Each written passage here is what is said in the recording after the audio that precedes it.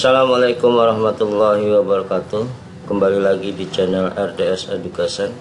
Saya akan memberikan kuliah online untuk mata kelas sistem pakar dengan materi pembahasan metode inferensi rangkaian forward atau forward chaining atau forward reasoning.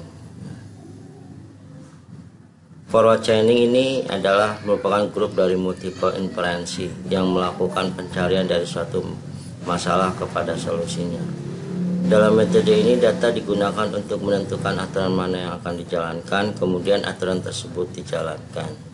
Jika klausa premis sesuai dengan situasi bernilai true, maka proses akan mengakses konklusi. Ya, saya sudah bahas ya di pertemuan sebelumnya tentang metode inferensi. Nah, forward chaining adalah data driven karena inferensi dimulai dengan informasi yang tersedia dan baru konklusi diperoleh.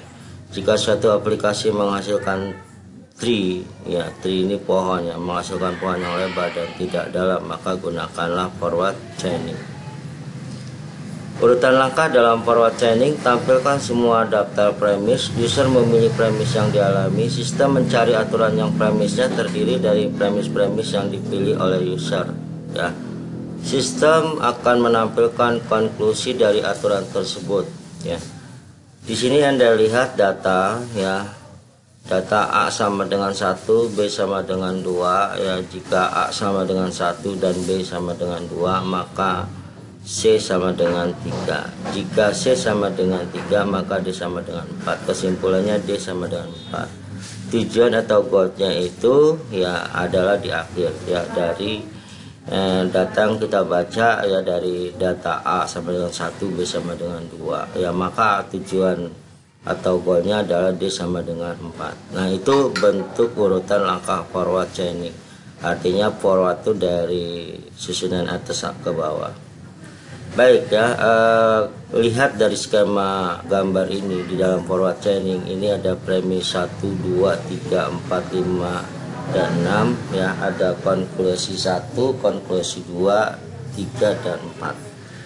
Kalau misalnya ya konklusi 1 itu dia bisa premis 1 ke konklusi 1, premis 1 ke konklusi 2, premis 1 ke konklusi 4 gitu ya. Atau kalau kita balik, misalnya konklusi 1 ke premis 1, konklusi 1 premis 2, konklusi 1 ke premis 3 ya. Premis 2 ya ke konklusi 3 ke konklusi 1 ya. Mana lagi ya? Ini hanya 2 ya. Premis 3 dia ke konklusi 1 ke 2 ya, berikutnya ketiga. Begitu juga kalau kita baca ya. Nah, di dalam forward chaining ini untuk mengetahui apakah suatu fakta yang dialami oleh pengguna ini termasuk konklusi 1, 2, konklusi 3 atau konklusi 4 ya, bahkan bukan salah satu dari konklusi tersebut. Nah, user diminta memasukkan premis-premis yang dialami ya.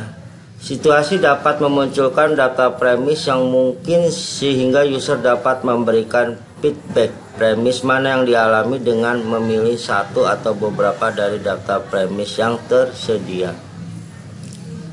Ya, nah forward chaining kalau kita telusuri tadi antara premis dan konklusi ini ya, dari premis 1, 2, 3, 4, 5, dan 6 ya. Berdasarkan premis-premis yang dipilih, maka sistem akan mencari aturan yang sesuai sehingga akan diperoleh konklusinya ya. Nah, ini kita melakukan penelusuran dari atau runutan ya, dari konklusi 1, konklusi 2, konklusi 3, konklusi 4 ke premis 1, 2, 3, 4, 5, dan 6 ya.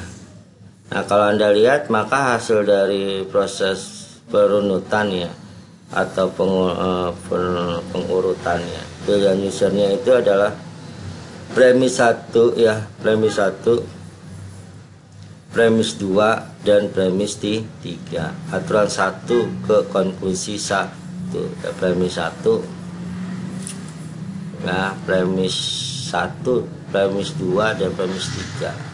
Nah, ini kalau Anda lihat bisa dia nanti ke konklusi 1 ya. Konklusi 1 itu ya hasil kesimpulan konklusi 1 itu dari 3 premis 1, 2, dan 3 gitu ya, paham ya. Jadi dikatakan bisa aturan 1 di mana aturan 1 itu terdiri dari 3 premis 1, 2, 3 ya, ke konklusi 1 ya. Nah, kita lihat lagi dalam penelusuran chaining berikutnya adalah premis 1 ya, premis 6. Premis 1 dan premis 6 ya, kita lihat dia masuk ke aturan 4 yaitu konklusi 4 ya. Premis 1 dan 6 dia masuk ke konklusi 4. Oke. Baik, kita masuk ke contoh kasus forward chaining ya. Misalkan diketahui sistem pakan menggunakan 5 buah rule sebagai berikut. R1 nya jika X dan Y tindakannya Z, R2 jika X dan B dan E tindakannya Y, R3 jika A tindakannya X, R4 jika C tindakannya L, R5 jika L dan M maka tindakannya N.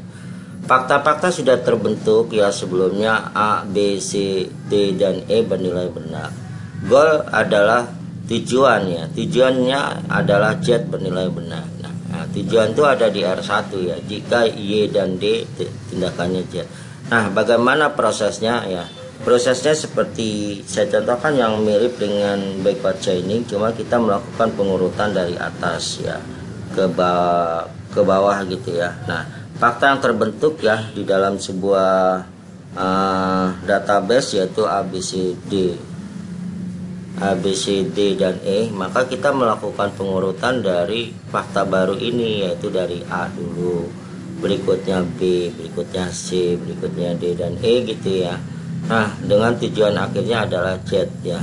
Oke, Anda bisa lihat di sini ini adalah gambar ya, bagaimana mengilustrasikan proses ya penelusuran atau perunutan ya atau pengurutan ya dengan menggunakan forward ya dari depan ke belakang.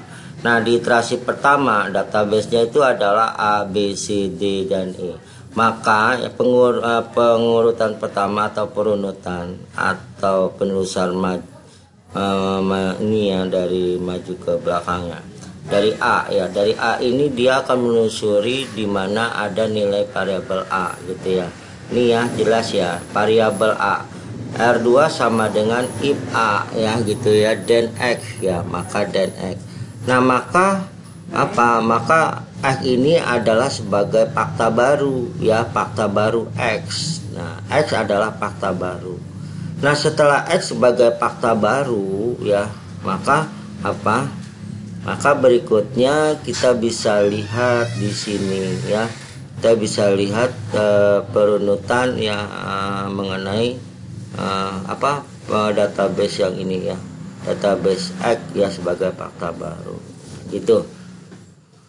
Nah, berikutnya ya, setelah ini kita melakukan penelusuran ya, setelah terbentuk ya, maka kita akan lakukan pencoretan ya. Kita akan lakukan pencoretan, artinya ini sudah dibaca gitu ya untuk yang R3. Jika X ya, jika X dan jika A tindakannya adalah X ya. Oke, nah berikutnya ya kita melakukan ya pembacaan yang berikutnya. Nah, setelah R3 ya di A, yang B itu tidak ada ya. R3 ke R4 tidak ada. Database yang ada itu adalah C. Paham ya, C. Nah, maka setelah R3 ya ke R4 ini B ini belum ada ya, di database ini penelusurannya belum ada, yang ada adalah C. Maka dia R4 nya jika C ya tindakannya L. Nah, maka yang tadinya fakta baru X maka akan terbentuk kembali yaitu fakta baru yaitu L ya, dimana knowledge base atau basis pengetahuannya seperti ini ya, yang kita coret ini, yang kita coret R4 jika ini, maka dia akan memunculkan fakta baru yaitu L. Paham ya sampai sini? Nah, maka knowledge base basis pengetahuannya R4 ini kita anggap sudah selesai nih ya, kita lakukan pendandaannya, kita coret gitu ya. Nah, yang berikut ya, setelah penulisan A, B, C, D ya berikutnya. Nah, lanjut di sini lagi kita baru masuk iterasi kedua. Ini baru masuk iterasi pertama ya. Kita baru masuk iterasi pertama. Nah, masuk ke iterasi kedua ya, maka kita lihat ya, yaitu database-nya yang ada adalah yaitu A, B, C, D dan E. Ya, fakta barunya X ya. Fakta barunya adalah X database-nya. Ya, kita bisa lihat di sini ya. Kenapa nih tadi mungkin ada yang nanya gitu ya. Kenapa sih di iterasi 1 sampai dengan penelusuran R3 ya, R3 ya, R4 terus langsung ke iterasi kedua, kan ada R5 gitu kan. Pasti ada yang nanya, maka saya jelaskan ya sebelum masuk ke iterasi kedua. Sampai di iterasi pertama yaitu berarti sampai dengan penelusuran R4 ya, R4. Nah, biar jelas yang ini nih R4. Nah, setelah kan tadi penulisannya A sudah, B belum, C udah, R4. Nah, kalau ke R5 itu setelah C fakta database yang namanya apa, D dan E, ada nggak di R5? R5 ada nggak gitu kan? Ya, ada nggak? Karena nggak ada, maka kita anggap iterasi pertamanya selesai gitu ya, iterasi pertamanya selesai. Maka kita masuk ke iterasi kedua. Paham ya? Ya, jadi pada Anda harus jadi kapan iterasi pertama selesai, masuk ke iterasi kedua tadi berdasarkan penelusuran ini nih, kalau kelihatan. Jadi setelah ini R4, R5. Nah, R5 itu penelusurannya kira-kira ada nggak, kan tadi pembacanya A sudah, B belum ya. Karena nggak ada, yang muncul C kan fakta database-nya di R4. Nah, C sudah, D ya, D dan E ada nggak R5? Nggak ada. Maka sampai C itu dianggap artinya iterasi pertama. Nah, iterasi kedua kita lanjutkan ya. Nah, penelusurannya adalah ya, dimana kita bisa lihat ya, kita mulai lagi ya, yaitu R2. Kenapa? Karena kan nih tadi ini udah nih, berarti kita balik lagi dari A ke B. A kan sudah, B. Nah, B ini ya, database yang ada B ini ya, R2 nya adalah if X and B dan E, tindakannya adalah Y. Nah, kalau Anda lihat ya, X ini ya adalah memunculkan fakta baru ya, yang kita taruh di sini, yaitu penelusurannya X ya, di belakangnya X, L, Y. Nah, gitu loh ya. Nah, ini dimana R2 if X ya, Y sudah ada fakta baru yang pertama dibentuk di iterasi pertama gitu ya. Maka ini akan terbentuk seperti ini. Knowledge base, basis pengetahuannya adalah ya, di sini penelusurannya itu R2 nih, kita coret, artinya kita sudah baca nih ya di dalam iterasi R2 ya. Nah, terus kemana lagi nih ya, kita masuknya ke iterasi ketiga. Kenapa iterasi ketiga gitu loh? Kenapa? Kan dari R2 ini kan tadi kemana ya, penelusurannya itu adalah ke R5 kembali, karena nggak ada balik lagi ke 1. Nah, ini kenapa tadi nggak ke R1 dulu Bang gitu kan, langsung R2? Kan kita menelusurinya B. B itu adanya di R1 apa R2? Di R2. Paham ya? Ya, nah, jangan tidak paham. Jadi dari R2 ini yang tadi, karena penelusuran database data B ini ya. Nah, maka ya R2 sudah, maka langsung ke R5. Nggak ada kan ya, R5 untuk database yang sudah terbaca itu kan jadi A, B, C, yang belum itu D dan E ya. Nah, E sudah ya, E sudah ya, E sudah tadi ini ya. Nah, kita bisa lihat ya, berikutnya adalah iterasi ketiga. Nah, iterasi ketiga kita bisa lihat database-nya ya. Dimana di sini D, fakta baru berikutnya adalah D ya. D ini adanya di R1. Kan kita baca dari balik lagi ke sini R1. Nah, jika Y dan D. Nah, D ini adalah kita dapat database ini. Nah ternyata ada fakta baru, ya fakta baru muncul siapa? Jet. Nah Jet adalah di sini, ya kenapa nggak di belakang gitu kan? Karena posisinya ya kita lihat ya, Jet itu ada di faktanya di sini nih, ya. Kalau yang B itu tadi ya. Jadi jangan pusing ya, jangan bingung. Jadi fakta baru Jet-nya adanya setelah X, L, Y dan Z, ya, dimana setelah ini jika Y dan D maka tindakannya Z memunculkan sebagai fakta baru, ya. Nah maka knowledge base-nya jadi ini kita coret nih, ya. Nah ini sudah. Nah berarti kesimpulannya Z adalah sebagai tujuan atau goal. Sampai di sini proses dihentikan karena sudah tidak ada lagi rule yang bisa dieksekusi, ya. Pencarian adalah Z bernilai benar, ya. Nah, paham ya sampai sini, ya gitu ya. Nah sampai kalau Anda lihat ya, itu adalah contoh yang pertama, ya. Nah ada contoh yang kedua, ya. Kalau Anda lihat di sini ya, sebenarnya langsung saya menggunakan bentuk yang format yang berbeda biar lebih paham, ya. Nah di contoh berikutnya ini adalah sistem pakar penasihat keuangan. Sebenarnya kasusnya sama, ya, yang seperti backward.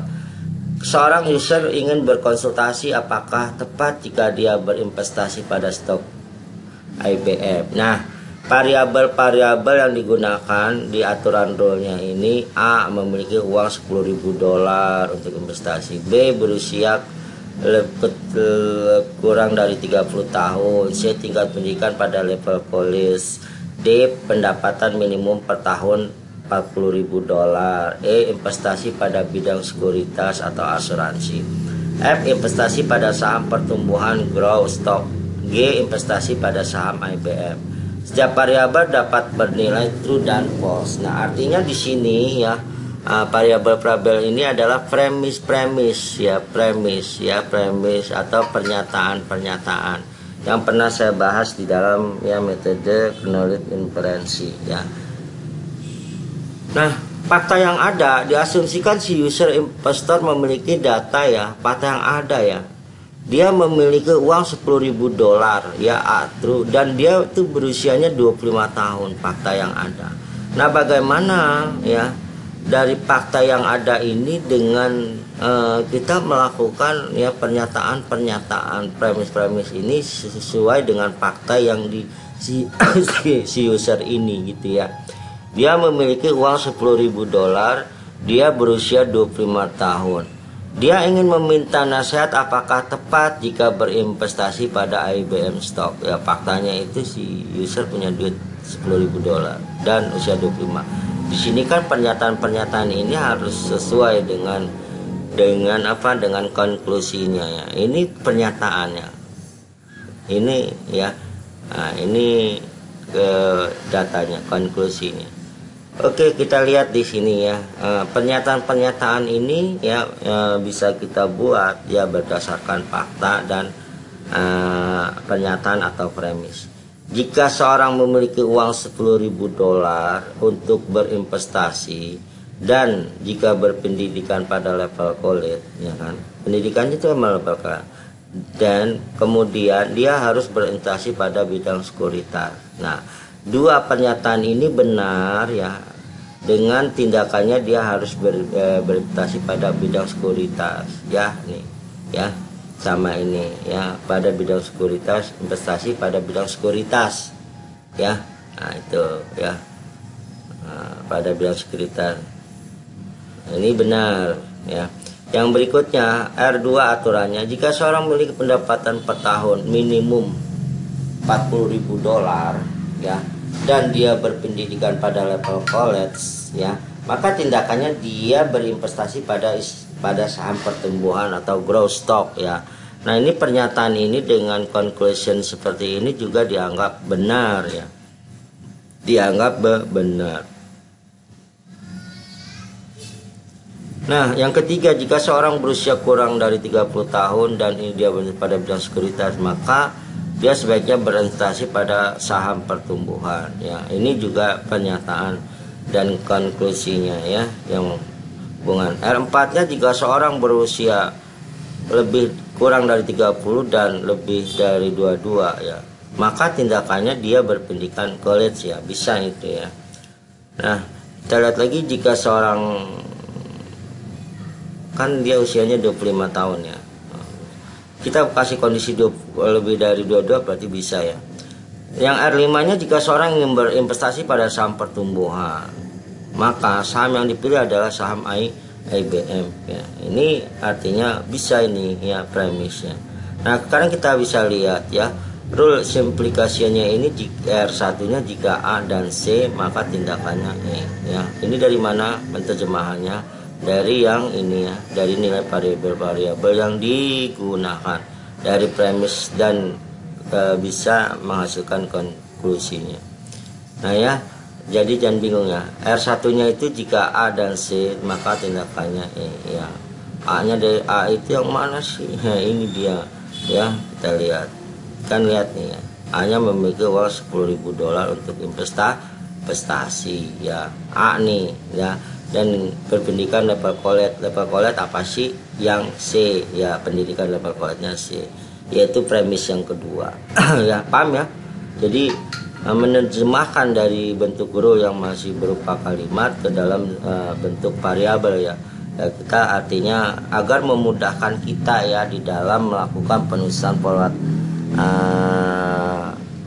chaining ya. Jadi kalau pakai kata kan kebanyakan, tapi kalau diwakili oleh variabel jadi lebih simpel kalau pada saat kita melakukan penulisan dengan forward chaining ya. Ini ya, ini R1, R2, R3, R4 dan R5 dengan tujuan goalnya adalah G ya.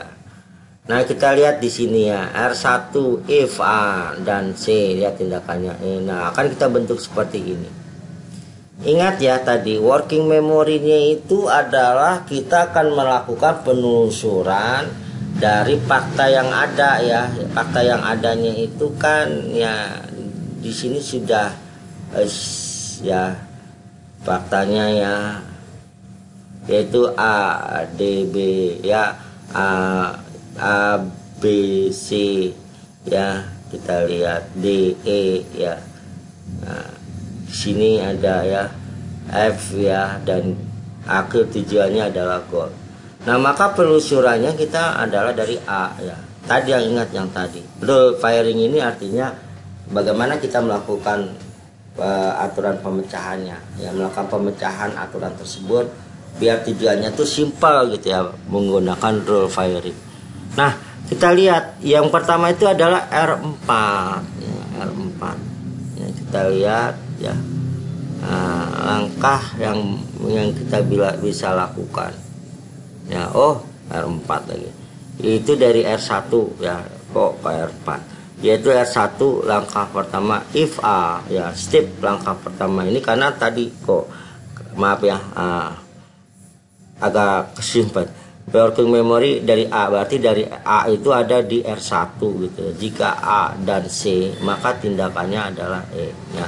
Nah berikutnya kita bisa lihat di sini ya, jika A ya maka dia akan melakukan penelusuran ya ke dalam R3 ini ya, yaitu melakukan penelusuran ke R3, dimana I ya jika A ya dan C dan true because nya benar ya, karena true benar of maka dia masuknya ke langkah 2 ya. Langkah kedua adalah ya, kita bisa lihat di sini ya, ya langkah 2 ya, di sini dia menuju ke langkah 3 ya, maka dia penelusuran yang B ini ya, yang B ya. Nah E sendiri pun ada ya. Nah ini step ya, dia juga dianggap benar gitu ya. Paham ya sampai sini ya, karena E ya melakukan penelusuran dia ke B nih, ke B. Nah ternyata jika B dan E maka tindakannya adalah F. Nah F ini ya, maka F sebagai fakta baru ya, dimana dia ke F ini ya, ke mana ya, di sini nih ke F ini ya. Nah PF ini ya berikutnya dia dari F ini ya dia akan menuju ya ke F yang di R5 ya sebagai langkah step 6, step 5, dan dia berakhir di G ya gitu ya. Nah kalau Anda lihat ya, ini ada dari step 3 ya, true ya. Di sini itu ada yang namanya ya, kita bisa lihat ya, dia sebenarnya langkah true-nya benar itu pada saat di R4 ya, di R4 ya, R4 jika B dan C ini kan tadi adalah step ya 1. Nah dia ke sini nih sambungannya ya.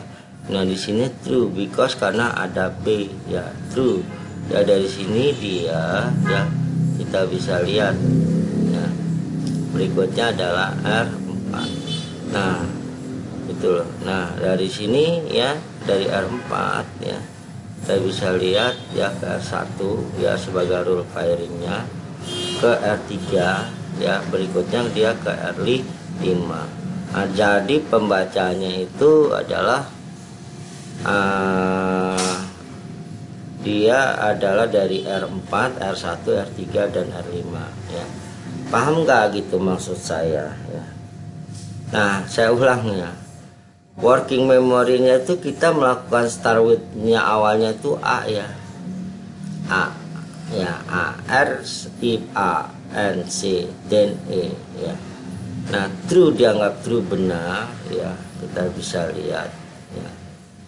Dimana apa? Dimana kalau kita lihat R1 dia itu kan ke R3 ya, R3. Nah tapi dia step 2 nya itu, langkah keduanya itu dia ini ya melakukan penelusuran siapa? Yang B nih, B ya, ke B, dari A ke B ya. C nya kan ada ya.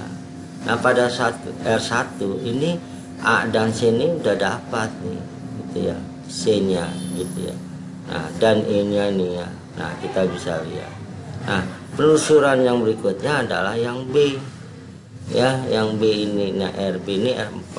Jadi rule yang pertama pemecahannya kita pisahkan dia R4 nya dulu gitu ya. Nah kita anggap nih true B because of B ya. Berikutnya R1 ya, R1 ya, dari R1 dia ke R3 ya, dari R3 dia ke ya langsung ke R5. Paham ya? Ya. Oke ya, Anda paham. Jadi yang pertama A ini kalau melakukan ke A ya, ke A dia itu A, B, A dan C. Nah dia udah dapat pembacaan A, C gitu ya, A dan C, dan E ya, ke E ya. Nah, kita dilihat nih sudah ada nih E ya kan. Nah E, nah di sini E nya ini ya sudah ada juga, dan dia membaca F nih ya. Dari F ini ya kita bisa lihat dia ke R5 itu dari R1 R3. Nah yang terpisah itu siapa sih? Yang R4 nih ya. Karena apa? Setelah A ke B. Nah berarti dia R4 dulu sendiri, baru pembacaan R1, R3 dan R5 ya. Nah itu saya rasa begitulah contoh menggunakan forward chaining ya. Ya apa yang saya jelaskan ya, kalau Anda belum memahami ya Anda bisa bertanya di grup kelas ya. Pertanyaan-pertanyaannya nanti langsung saya jawab ya, kondisi saat itu juga ya. Semoga apa yang saya jelaskan yang bisa menjadi materi pengetahuan Anda secara utuh ya, tidak terpotong-potong, dan Anda benar-benar saya minta untuk menyimak video ini dengan baik ya. Nah sebelum saya akhiri, jangan lupa ya bantu untuk subscribe dan notice bell yang gratis tidak bayar ini, agar saya dapat membuat video education berikutnya ya, agar lebih baik lagi. Akhir kata, apabila ada kata tutur kata saya yang salah, mohon maaf ya, karena manusia sifatnya lupa ya dan lemah ya. Dan saya akhiri ya, perkuliahan online ini dengan mengucap waalaikumsalam warahmatullahi wabarakatuh.